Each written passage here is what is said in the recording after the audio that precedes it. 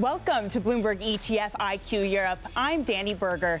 Over the next 30 minutes will be your guide to the region's thriving market in exchange-traded funds. Everything you need to know about the funds and the flows.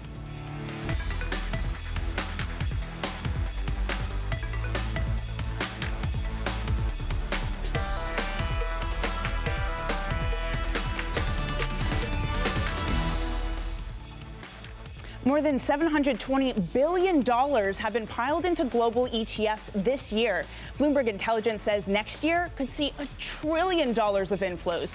We'll discuss where that growth will come from. As Tesla becomes the biggest company ever to join the S&P, are passive funds buying it at exactly the wrong time? We discuss the problems of passive. And a bumper year for ESG. But is your green fund invested in oil and gas? We ask if the sector is overrun with greenwashing.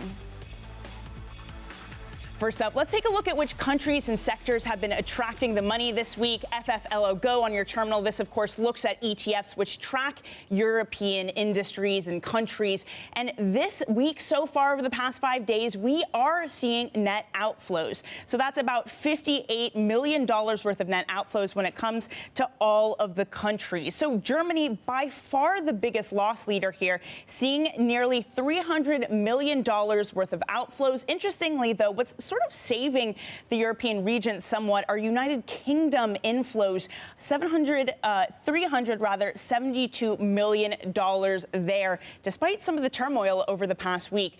Let's get a take on this. Let's bring in our first guest this morning, James Bevan, CCLA Investment Management CIO. James, first off, thank you so much for joining us. Now, looking at those flows, we're starting to see some of the outflows pick up. Over the past few weeks, we had seen net inflows. What's happening here? Weren't we supposed to still be seeing this value trade that really benefits European stocks and presumably European ETFs?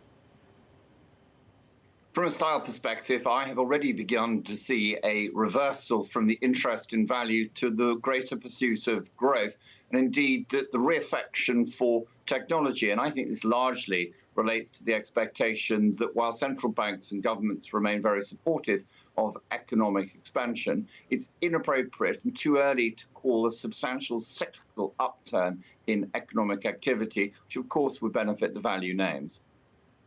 How do you square that then with the United Kingdom, UK stocks, which have continued to see inflows? Again, we have Brexit deadlines missed, not to mention London and the rest of the UK being increasingly isolated from the globe.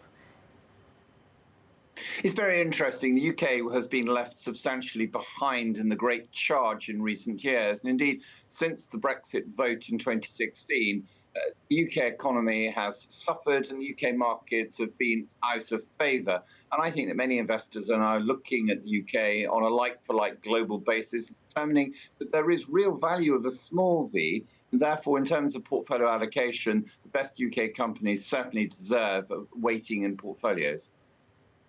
If it's the best UK companies, James, you're looking at, then does it make sense to play this through an ETF? Wouldn't you ideally want to go in and buy individual names rather than the benchmark? Well, I think it's a very interesting challenge. It's how quickly people can put money to work.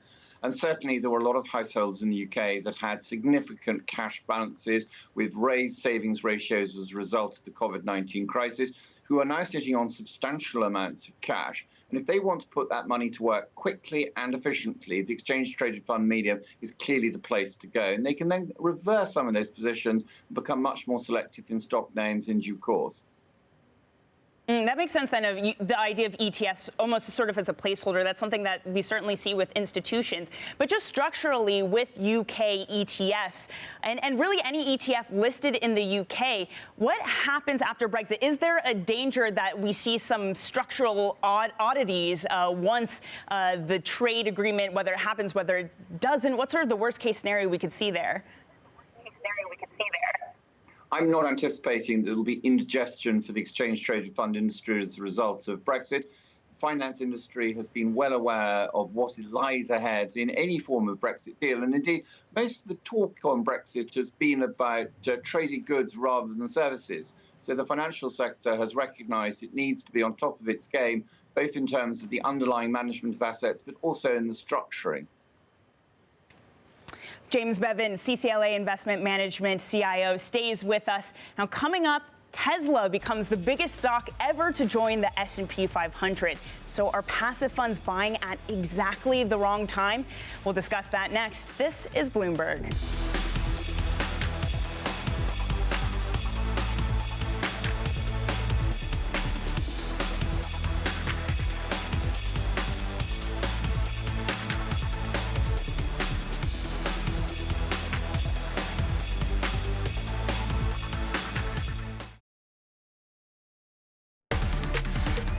This is Bloomberg ETF IQ Europe.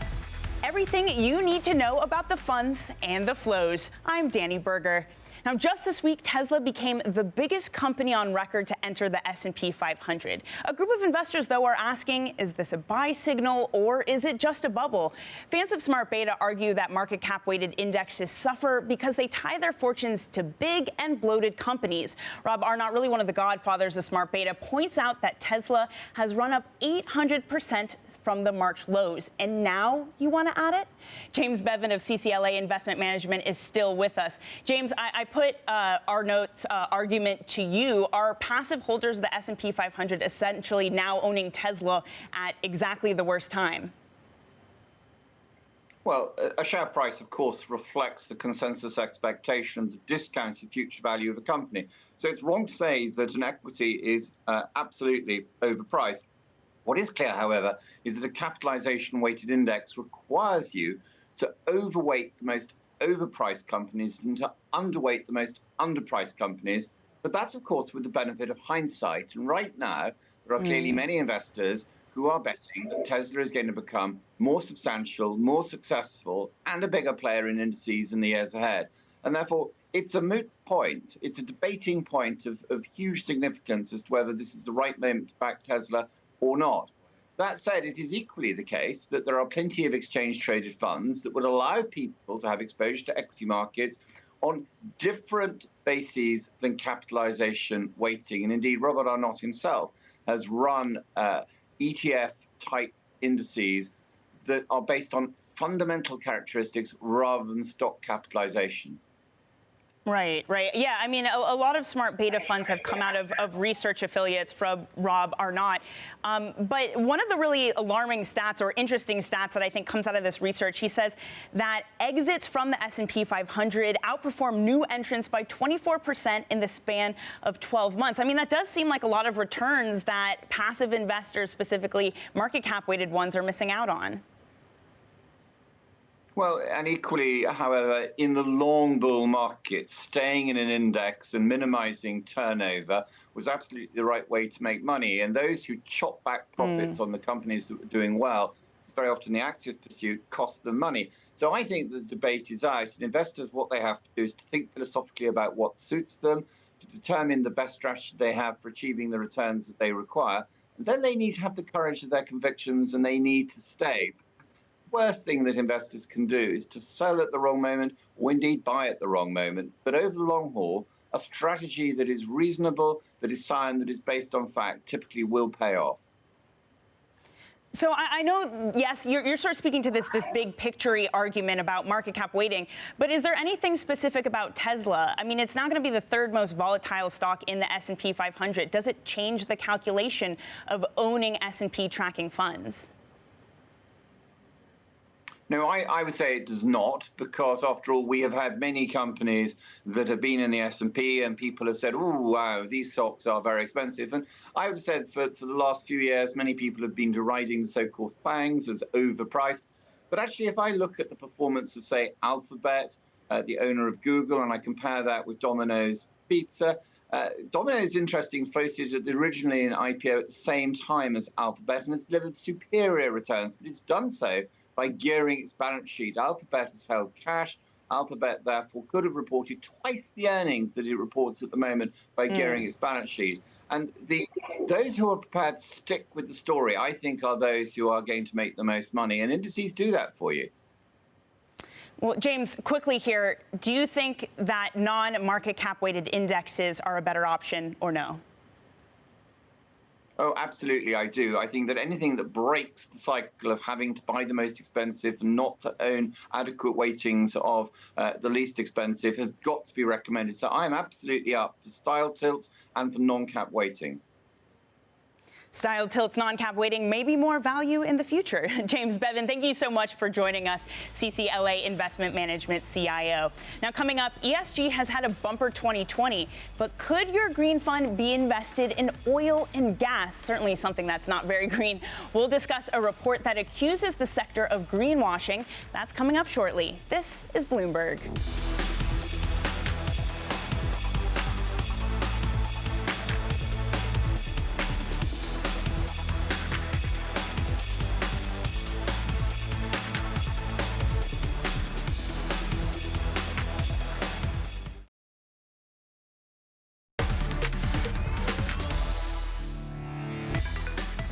This is Bloomberg ETF IQ Europe, everything you need to know about the funds and the flows. I'm Dani Burger. Not many investment categories can boast that they had inflows during every single month of 2020, but green funds kept getting inflows even during the pandemic sell-off. UK-based campaign group Commonwealth says investors may be surprised, though, to find what's inside the wrapper. According to their analysis, 12 climate-themed funds, so that's about a third of what the company looked at, hold oil and gas stocks. Are investors being duped by greenwashing? Joining us now is Raphael Stern, Invesco Asset Management Head of EMEA PM and Global Head of Fixed Income, ETF, and Index Strategies. Raphael, I put that question to you. Is greenwashing a really big issue when it comes to ESG ETFs?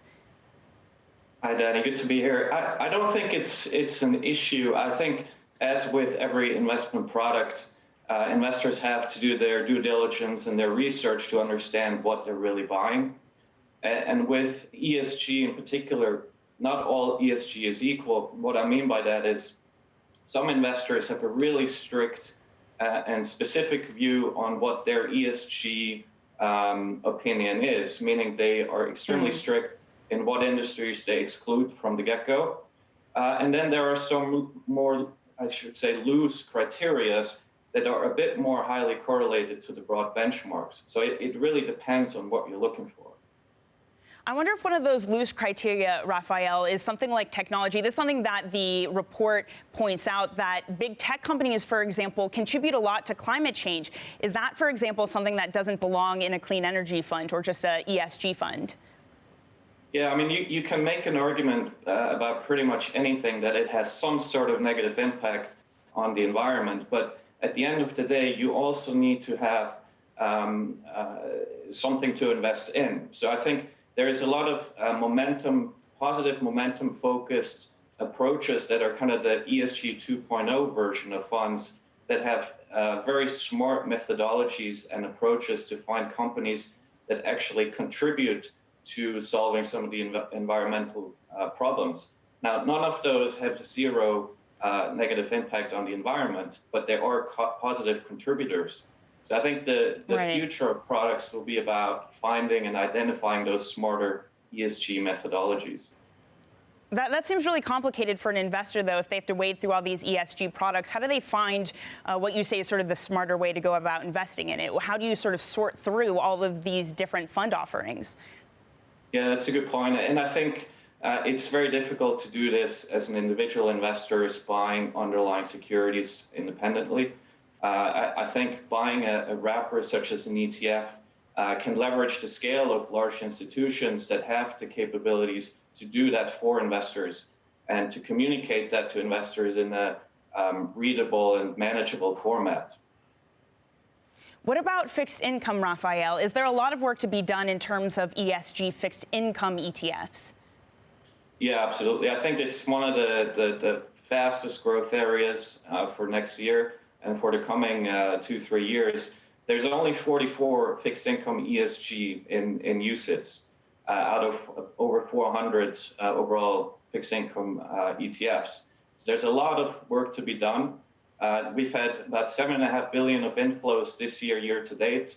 Last year, there were only $2.5 billion of inflows. So we've tripled the flow rate into this area. And I think going forward, we can see that multiplier even go higher. Triple, we'll have to see what it does in these next few years. Raphael Stern of Invesco Asset Management stays with us. Turning now to one of the hottest areas of ETFs, thematics. They track categories like pet care, sports, or even remote working. Now, one of the biggest players in the U.S. has entered the European market. New York-based Global X has launched 2 new products on the London Stock Exchange. Let's get more now with Bloomberg's Ksenia Galuchko. Ksenia, Global X obviously very successful in the U.S., so why would they spend time, money, energy now trying to enter the European market? Hi, Dani. Yes, so it makes sense. So they're entering the European ETF market because it is the world's second largest after the U.S., and it's growing rapidly. Just to give you an idea, the assets of the European ETF market have grown to about $1.3 trillion this year. Of course, it's still a fraction of the U.S. market's $5 trillion, but it's still considerable. Now, I've spoken to the CEO of Global X, Dani Burger, and he told me that he's expecting the European ETF market to triple within the next 4 to 5 years. So it's a chance for them to tap a fast-growing market that isn't as saturated or competitive as the U.S. one. But at the same time, of course, Global X will face tough competition because most global top players like BlackRock's iShares, Vanguard, Goldman Sachs are already present in the European ETF market. So it is quite a competitive space. But Global X is quite ambitious, and they plan to roll out between 5 and 10 ETFs over the next year, the CEO told me. If we already have these big players, Ksenia, and they're planning to roll out, as you say, 5 to 10, is there enough demand there to absorb these new thematic ETFs, which will come to market in Europe? Oh, yes, for sure. So there's a lot of interest for thematic ETFs. And just to give you an example, assets in American thematic ETFs have swelled to over $100 billion this year. What's happening there is that retail investors are buying these easy-to-understand ETF products that they can really relate to. So be it ESG ETFs, cybersecurity, or even marijuana ETFs. So Global X is starting out in Europe with 2 funds, and they're focused on video games and on telemedicine. And the CEO told me that they picked these topics specifically because these industries saw a surge in demand during this year's pandemic and lockdown. And also, just to give you an idea, thematic ETFs are a market segment that Global X is truly competitive in, and they can add real value. So they were a pioneer of thematic ETFs in the U.S., and now they're trying to capitalize on the popularity of these products among European investors. In terms of flows, I was just looking before the show, ETF flows in Europe, thematic ETFs have been attracting $7 billion just this year alone. Right. Right. Well, you know, we look at that a lot, Ksenia, and we see that a lot of that also ESG. So interesting to see that element play in there. Bloomberg reporter Ksenia Galuchko, thank you so much for joining us. Raphael Stern of Invesco Asset Management is still with us. Raphael, is this where we're about to see just a lot of competition? Is this about to heat up a lot in this sort of arms race for getting out these sorts of ETFs? Yeah, absolutely. I think we're in the middle of that already. And I'm not surprised to see U.S. players looking to enter the European ETF market. Now, in terms of thematics, of course, we've seen about 10% of flows year to date into this category. So about 11 billion so far. We've seen a lot of flows on our own funds, such as the blockchain ETFs, as well as NASDAQ Biotech. So we're well versed in that segment. I think it's going to be a tough entrance for a new player who only focuses on thematics, because in the US, retail investors are the primary ETF users who like those kind of funds. And in Europe, you have a lot of institutional and non-retail investors that are buying ETFs directly. So there's going to be some adjustment to be taken into account. Are there any gaps, though, that could be of interest, that there is a lot of institutional interest in Europe that would be a good area for Global X or even Invesco to offer? Absolutely. I mean, there's insurance, there's pension, and other institutions that are just now starting to adopt to the use of ETFs. So there's an absolute market demand there. And there's certainly, given that there's thematics, there's almost an unlimited number of themes that you can come up with, which obviously change as technology evolves, as various businesses change. So I think we're going to see a lot of innovation in the space. You will have a mix with ESG on top of thematic benchmarks, and investors essentially decide which ones survive. Rafael, I know we were just talking about ESG and fixed income, but what about some more of these more odd, more sort of out there thematic in fixed income? Is that something we could see more of? Yeah, I think there's obviously there needs to be investor demand. So when we think about new products, we need to find a demand first, and then we think about how to best implement with liquidity in mind. And in fixed income, if you ignore liquidity, you're going to run into problems once a product starts to take off. So I think there's going to be certain limitations as to what we can do to make sure a product is implementable. But having said that, there are certainly a lot of areas that are of interest to us, and you will see a lot of innovation coming from Invesco. I do feel like bond ETF liquidity is something we're constantly worrying about. In this space, or really beyond, are there really any products that investors should be wary of because of underlying liquidity issues? Yeah, I think there are certainly index design that has to be taken into account. And if you have a concentrated benchmark in illiquid securities, you may run into problems if you have starting to have a very, very large product. And market conditions like we've seen in March, April are a testament as to which products are able to survive that kind of volatility. So we take the product design and benchmark development very seriously. We have turned down some ideas that sounded great on paper, but were not practical from an implementation and liquidity standpoint. So I think every issuer has a responsibility to make sure that what they believe is a good product is actually also good for investors. Right. Well, not only did they survive the pandemic, they also thrived. We saw a lot of flows into fixed income this year. Rafael Stern, thank you so much for joining us. Invesco Asset Management Head of EMEA PM and Global Head of Fixed Income ETF and Index Strategies. That's it for this week's Bloomberg ETF IQ. We'll be back with more next Wednesday at 9:30 a.m. London. This is Bloomberg.